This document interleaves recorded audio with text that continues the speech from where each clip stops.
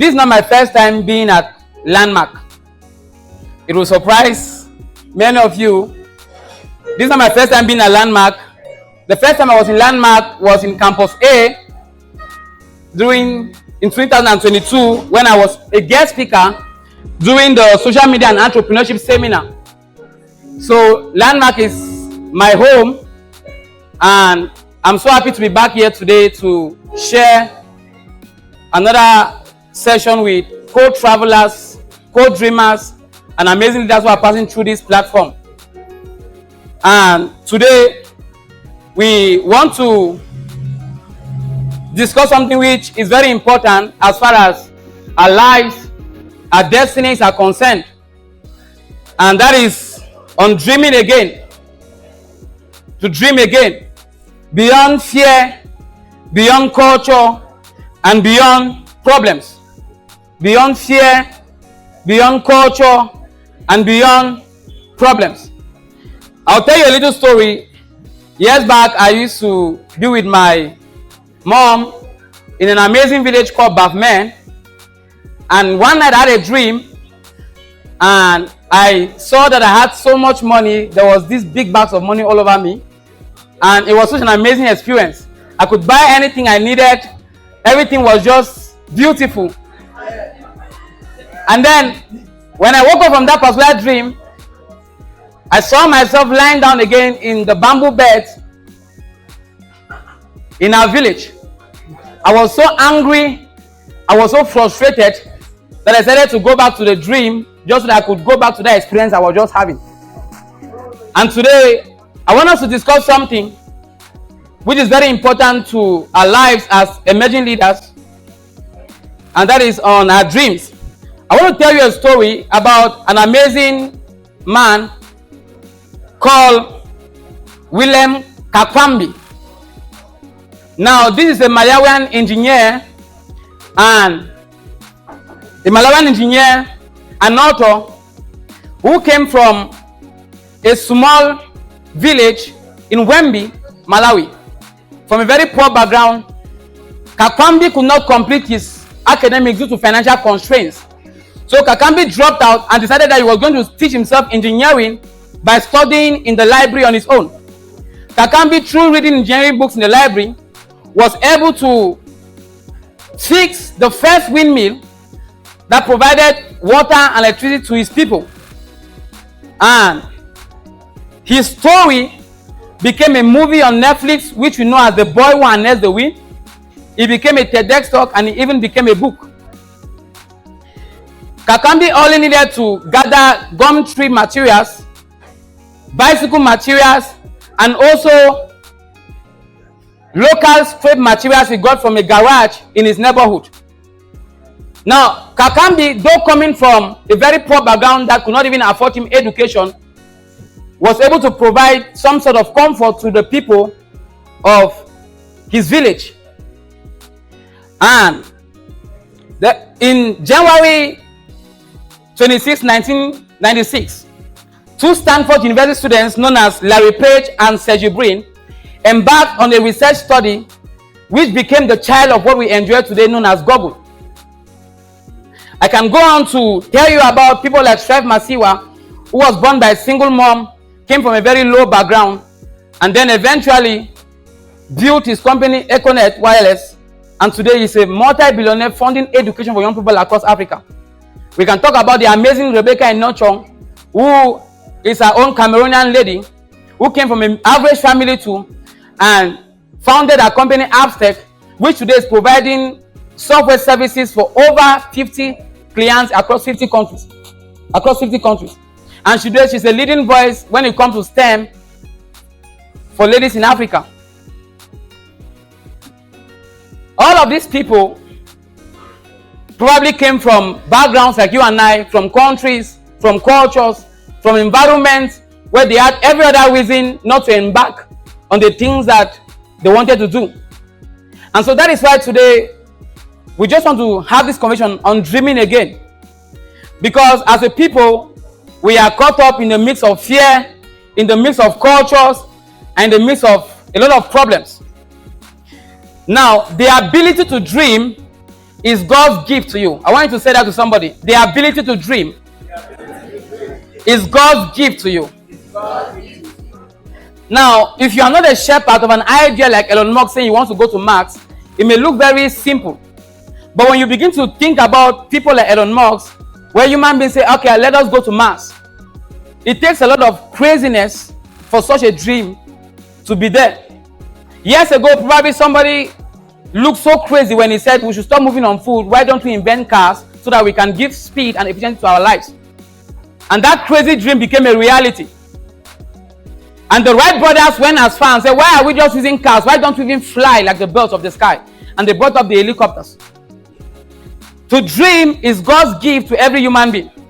And while we sit here today, we must not allow ourselves to be crippled by culture, by fear. We must be able to see beyond the boundaries of our limitation, our geography, our economics, and even our governments. Because you and I have been given the same privilege like every other person on earth who had the same challenges, but they dare to dream.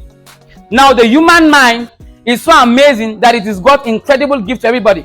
While we stood outside and we looked across the building and just seen the amazing work of engineering, I told some of my leaders, I said, this is amazing. Can you imagine how people can sit down and bring up inventions that can make life so easy? How does a human being able to conceive all of these things?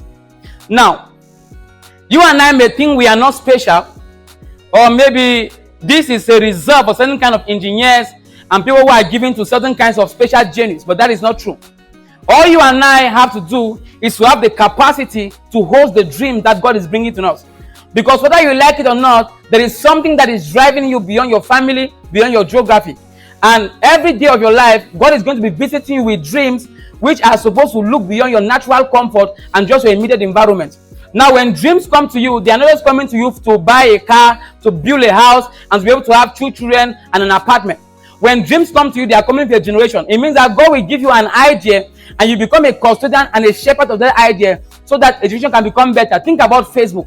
We are here today, we can communicate and see people and keep the energy of global engagement just because one crazy guy called Mark Zuckerberg years ago at Harvard was able to say, no, we can connect beyond our natural environment. We can connect beyond our immediate geography. And so, you and I can dream again. Now, I'm not here to motivate you. Because every time we say things like this, people may just think, okay, maybe it's just for me to think about something. But all I'm saying to you is, as a human being, in your human condition, it is God's assignment to bring to you dreams which are for the betterment and the advancement of society and your community. What we do is that when those dreams come to us, number one, we resist them. We say, I'm not good enough. I'm not special enough. I'm not a genius. I didn't do engineering. What can I do about all of these things? But when dreams come to you, you must have the wisdom and the protocol of hosting your dreams. Now, every time a dream comes to you, the first thing is that you must accept that dream even if it doesn't make sense. If you sit here today and you imagine that one day there is a possibility where we can have some sort of efficiency in moving beyond flying, that dream is possible. It is possible. There are 2 scientists in the world right now who are working on a project called the death of death. Their argument is that they are working on a research project where by 2050, you will be the one who will decide how to die. And what they are arguing is that people will only die in the future by accidents because they will be able to bring up science and technology and all of this intelligence that can 3D print every part of the human body. So they are arguing that in the future, even death will be something you can choose to do. Now, this is the advancement of the human mind and the energy of people who are doing everything possible so that they can be advancement in society. We are seated here today because of the dream of somebody. You and I are being built for our careers and our lives because somebody dared to dream. And so when your dream comes to you, it may not make sense. Your family may not fund it. Nobody may be able to give you capital, but you need to receive it. Now, when a dream comes to you, a dream is like a guest. How many of you have received guests in your house? I remember growing up, I used to see my mother or our elders do something. When people come to the house in our villages, we used to have this collage of pictures. Those we call it the album. How many of you have seen the album pictures before the internet where we have pictures now? So when a guest comes, they will give you the album and then you're glancing through the album. When a guest comes to you, you sit them down, you entertain them, you give them your energy, you give them your time, you give them your resources. When dreams come to you, they visit you, you must be able to host them and entertain them. So something can look very crazy, but you need to accept and receive it. Because that thing which is coming to you is a possibility within the human condition and by God's gifts and privilege to you. So every dream you have right now while you're on this campus, you must host it, entertain it, give it your energy, give it your time, and give it even your resources. So let me ask you, what's driving you while you're on this campus? Is there something driving you while you're on this campus? Are you just here to get a degree so that you can at least say, I have a certificate? Are you just here so that you can fulfill the dreams of your parents, so that it can be some sort of prestige that there is a degree holder or an engineer from your family? Or is there something that while you walk to the campus and every time you take a taxi from Malingo coming to this place, something is driving you beyond even what the teacher is telling you? Now, let me tell you this, my dear friends. You could be in this campus today studying accounting, but there is a dream in your heart to become somebody who is providing mental health and rehabilitation for those who have been given to drugs in our communities. You can be in this room today studying engineering, but there is a dream in your heart which is to be able to give you the privilege tomorrow to help us understand how we can better manage waste in our society. I want to tell you that you must think beyond even what you're being taught and what you're being shown, because people can only give you to the degree of what they have seen. But when God visits you, He gives an elastic view or an inelastic view of everything that you can never imagine. What's driving you? Ask the person beside you, what's driving you on this campus? What's driving you on this campus? What's driving you on this campus? Now, they are enemies of our dreams. They are enemies of our dreams. Just like any idea, just like any innovation, just like any vision, they are enemies of our dreams. And I'll quickly talk to you about those enemies. The first of those enemies is fear. Fear. Now, in the Second World War, there was a medic by name Desmond Doss. Desmond Doss at the battlefield at Husker Hill saw so many killings. As a matter of fact, the most intelligent and skilled military veterans retreated from that battlefield because it was so violent. Most of them, when they recovered, they said they knew they were going to die. But when they finally called for a retreat, all of them began to retreat back to the cliffs. But Desmond Doss saw that there was these soldiers who were wounded at the battlefield. Desmond Doss prayed the prayer within him and he said, "Oh Lord, all I want for you is to give me a little privilege that I can save just one more person." Desmond Doss began to move back into the battlefield and began to rescue some of the soldiers.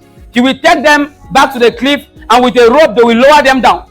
Take them back to the cliff and they will lower them down.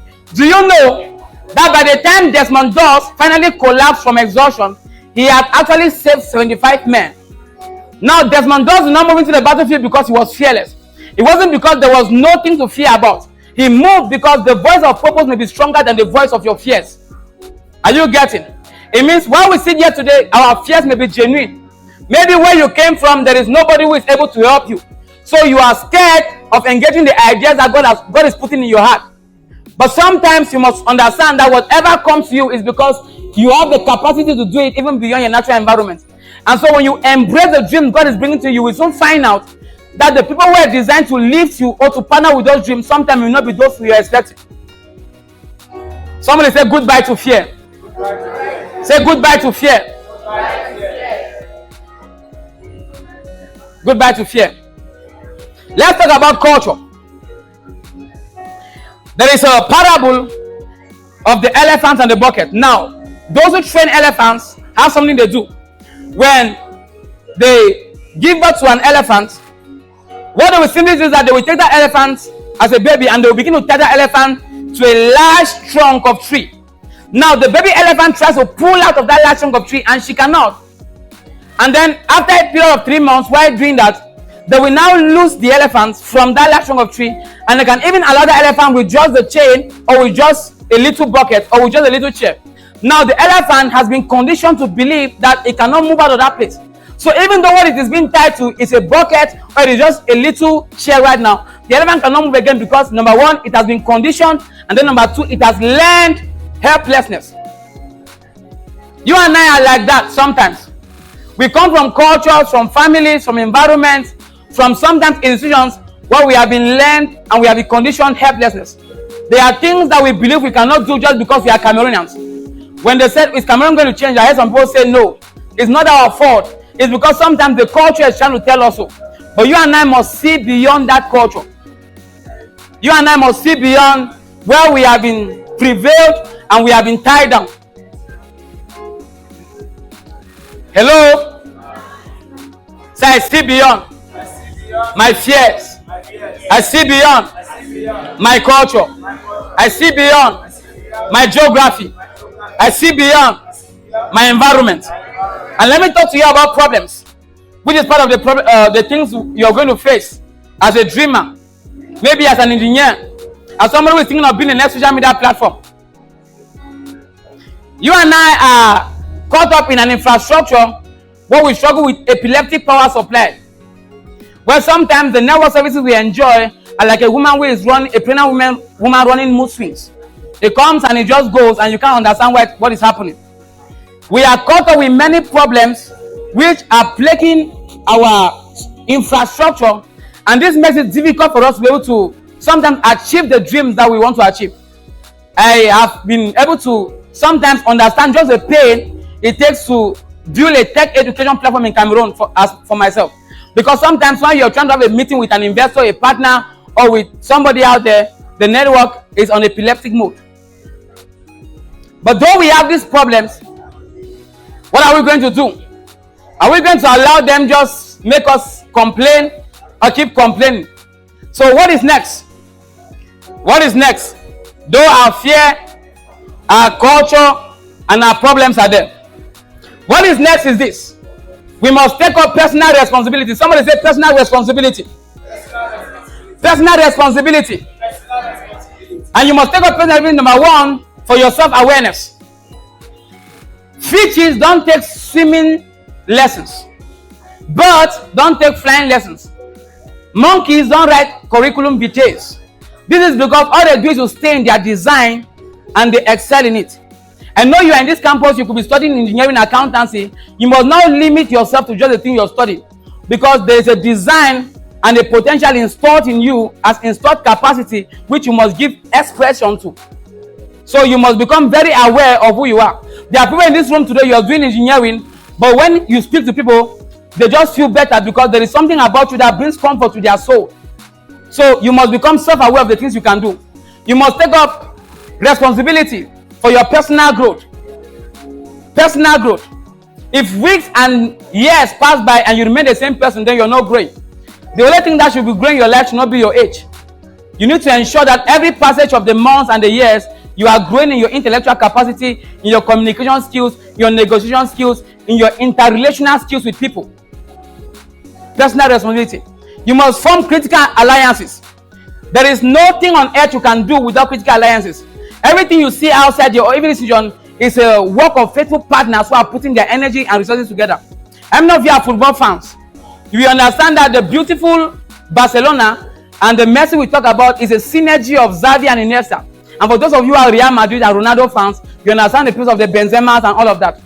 Everybody across history who had advanced the course of anything at all needed to form critical alliances. You cannot just be on campus here for just yourself. There are people you're sitting next to. Both of you have a role to play in your destiny tomorrow. God brought you together not just because you are to be friends, but because there could be something planted between the two of you. And so, just like the Bible is said, it is God that orders the steps of the righteous. So every time you engage people on this campus, you must form critical alliances. You must have your own networks of people that you're working with. Are you getting me? And the last, you have to do the work. Say, do the work. Do the work. Do the work. Do the work. There is a quote I love so much by Roosevelt. And because of time, I will not read it. But all he's saying is that it is not a critic who counts. You can read it while I speak to you.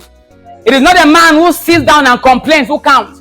It is not a man who says, this nation is going bad, that counts. It is a man who goes out into the arena. It is a man whose faith is marred by dust and blood and the sweat, who on account of everything should actually give up. But the man still goes ahead to know that he has to achieve something. He must do what he's supposed to do, even at the worst. And if he fails, at least he fails while daring greatly. And even if he succeeds, he did so while daring greatly. So that his soul will never be among the timid And the cold souls who neither know victory nor defeat. Those who don't engage anything in life will neither know victory nor defeat. If you have an idea to build an app right here in this room, go and build it. If it doesn't work, at least you have known what it means to be defeated. You have now learned what it means for something not to work, and you can know what to do when, what next that will work. Are you getting? Yes, so you have to do the work. Tell somebody to do the work. Do the work. Now, this is my last call to you. My last call to you. Beyond everything I've said, it is just a limitation, and it cannot be compared to the excellence of what God has for you in store. I know when we come like this, we can have plans for 4 GPA. We have goals we have set in our diaries and all of that. But let me tell you this. It is God that has the most beautiful dreams for you. Can we all read this together? For I know the plans I have for you, declares the Lord. Plans to prosper you and not to harm you. Plans to give you hope and the future. So God is the ultimate giver of plans and the future. I allow you to dream. I encourage you to build your goals. But if you are in this room today and all you want to limit yourself to is your human capacity, there are things you cannot do. There are things you will not be able to give expression to. So I invite you, my dear friends, to add to the excellence of this prestigious institution, the knowledge, the academics, the excellence that God gives to you, which is by being the one who gives you strength, wisdom, intelligence, knowledge to plan. Everything I've been able to do today and I dream to do, I know it is going to be because God is going to help me. And so I want to invite you, if you're in this room and probably you've never made any of that decision. You say, God, maybe I'm just this kind of crazy guy, this kind of crazy lady whom may have not really taken you that serious. But I want to come to you today and say, despite my excellence, I want to add God to my degree. I want to add God to my engineering, to my accountancy, to my nursing career. I want to add God to it. If you're in this room today, I want you to just put up your hand like that. If you're in this room today, just sit but put up your hand, my dear friends. Don't be embarrassed about it. This is the greatest thing that can happen to anybody. If you're in this room today and you want to say and you want to accept that call and to tell God, I want to add it to my degree program. I want to add it to my life, to my dreams, to my aspirations. I know I'm gifted, I'm talented, I'm skilled. I have all of these beautiful people around me. But there's something I know only you can do for me. Let me just see you and wave it. Okay. Right now, let's say a prayer quickly. While your hand is still up, please. For those friends. Say, Father, I come to you today. I acknowledge that you're sovereign and you're my God. I know I'm skilled. I know I'm intelligent. I know I'm talented. I know I'm being trained in this school. But more than that, I know there is nothing I can achieve without your excellence, without your power, without your grace. Therefore, I come to you today and I acknowledge that you are my source, you are my strength, and you are my wisdom. I receive into my life. I receive into my heart. I want to work with you. I want to partner with you. Help me when I'm weak. Teach me when I'm confused. Give me wisdom when I don't know what to do. In Jesus' mighty name. Can you just come on?